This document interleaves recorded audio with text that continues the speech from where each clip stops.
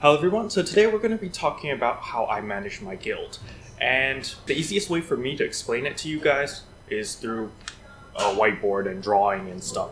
So first of all, we have the guild Strawberry Pancakes. So I'm just going to put SP. So I'm the leader of Strawberry Pancakes. And then under me, there are a bunch of other raids. So over here, you'll see that we'll have first raid, we'll have second raid, we have third raid, and then we have another raid over here, hosted by me, which is the Asian raid. The way that Strawberry Pancakes operates is that I am the leader, so I make all the final calls and final decisions regarding guild matters, such as recruitment, rosters, stuff like that. However, each raid leader over here, they act independently. So for raid 1, it is Pancakes. On the second raid, we have Key. And then on our third raid, we have Biscuit. And then on our Asian VT raid, it's me again. So Pancakes, Key, Biscuit, they act independently, so I don't have any say for the decisions they make. I can listen to them and I can give them advice. However, I don't make the final decision on whether we keep a person or we change a roster or if we don't change a roster, etc. Because I am the guild leader and not the raid leader. I used to be the raid leader for the first raid, so I used to make all the decisions.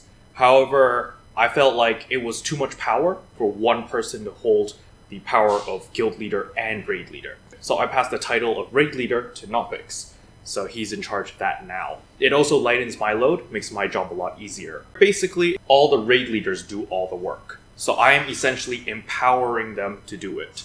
And the main reason I do this is simply because I'm one person. I can't host that many raids. I can't host so many things. I can't do all these things at once because I'm one person. I only have 24 hours in a day and I have other things that I need to attend to as well. And that's why I usually just focus my efforts on being the guild leader and making sure that everyone's in good standing. Essentially, I am a service provider for my raid leaders. If my raid leaders have any problems, they come to me, they ask for help, and I assist them in solving their issues.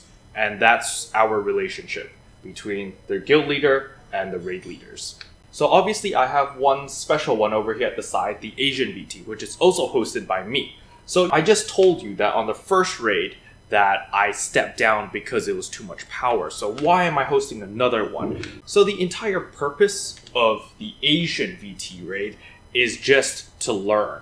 The entire purpose of that raid is educational. It's just, I've never tanked Ice Asura, so I'm gonna learn it on the Asian VT.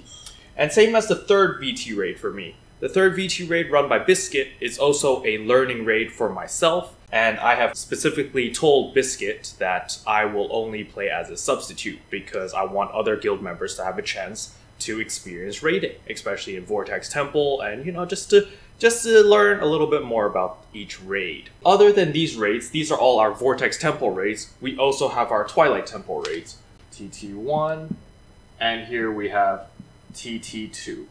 So again, TT1, or our Twilight Temple Raid 1, is hosted by Pancakes, and our Twilight Temple 2 is still hosted by Key. I'm letting more members in the guild practice their ability or to become raid leaders. And the reason why I need to do this is because that way I can empower more people to become raid leaders and host their own raids. And by allowing that, it allows the guild to grow bigger and grow stronger over time. So this is how Strawberry Pancakes operates now at the moment. So I'm going to show you what Strawberry Pancakes was like a year ago. So at the very beginning of Strawberry Pancakes, there were two guild leaders. There was Levi, or Evil Do Us Harm, and myself. And we both would host raids. So the first raid that we ever did was Black Tower, because that was the, that was the first step for us, because we were all Baleful and Serath weapons, and we weren't that geared. So what we did was, together, we would host our Black Tower raids. And then everyone else, or all the members, were down here. So M were for the members, and then we were the guild leaders and the raid leaders. And so what happened over here was we ended up with too many members. The more members you have, the more complicated things get. So what happened in the end was I had to lead one raid and Levi had to lead one raid. So in the end, I was leading Raid 1, and Levi was leading Raid 2. So we became two different raid leaders. Eventually, what happened was a lot of members, they wanted to be in Raid 1, mainly because it was more efficient, instead of being in Raid 2. And since that's really unfair to the raid leaders, especially since Levi is leading Raid 2, it was very unfair that everyone wanted to be in my raid and not in Levi's raid. So what we did at the beginning was there would be 2 weeks where I would lead Raid 1. And the next 2 weeks, we would switch. So Levi would lead Raid 1 and I would lead Raid 2. And we did this for 2 to 3 rotations. However, the results were not good, mainly because each raid leader has their own style. So the way that I lead a raid is very different from the way that Levi leads his raids. Because we were switching every 2 weeks, a lot of people in second raid was not used to my style of raid leading, and a lot of people in first raid were not used to Levi's style of raid leading.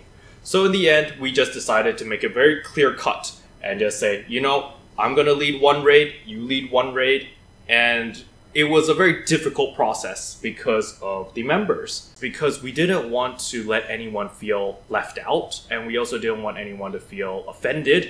We didn't want to create an environment where it was like, oh, first raid members are better than second raid members. So back then, before we named it first raid and second raid, we named it main raid and second raid.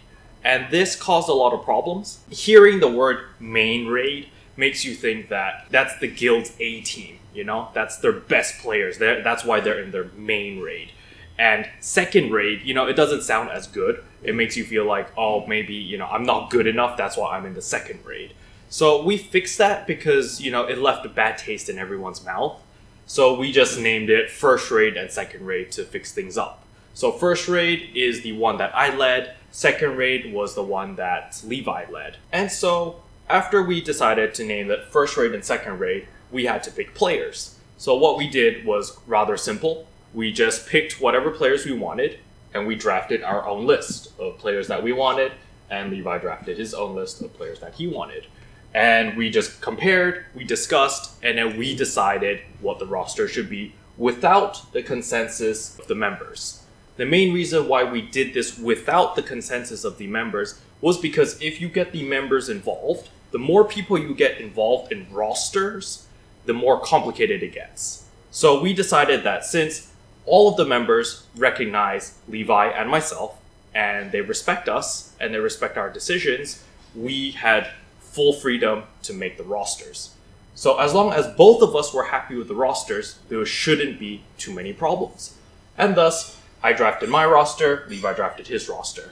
However, soon after we started raiding and we made progression and stuff like that, Levi decided that he wanted to step down. Raid leading is a very stressful thing, and committing that much time and that much effort into Blade and Soul was just not possible for him at the time. So he decided to step down, and thus we just didn't have a second raid.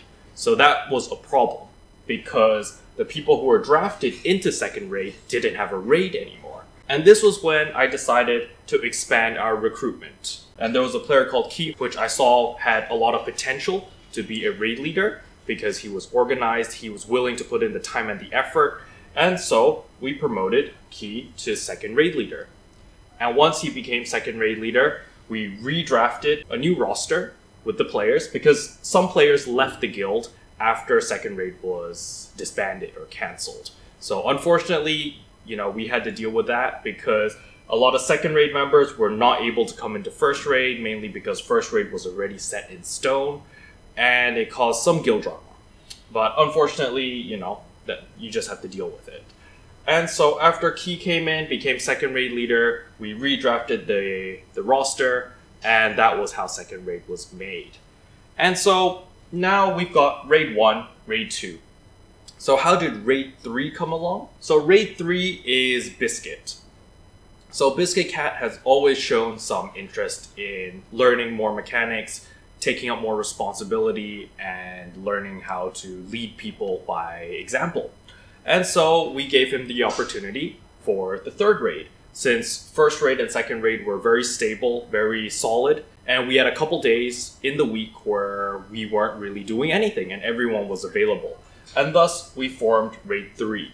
And Raid 3's main focus is to let Biscuit practice his raid leading and let Biscuit learn from experience, since being a raid leader is not something that you can just pick up in a day or two. It takes weeks and months of practice. You learn a lot from your experiences. And thus, that's when Raid 3 started. And then the Asian raid is just hosted by myself, and again, as I said, it's only for fun, it's for learning purposes, so it's not included in the guild breakdown. And that's basically it for the history of Strawberry Pancakes. I hope you guys enjoyed. If you did, I would appreciate a subscribe. And yeah, I'll see you guys next time. Bye-bye. What can I say except you're welcome for the heals, the boosts, the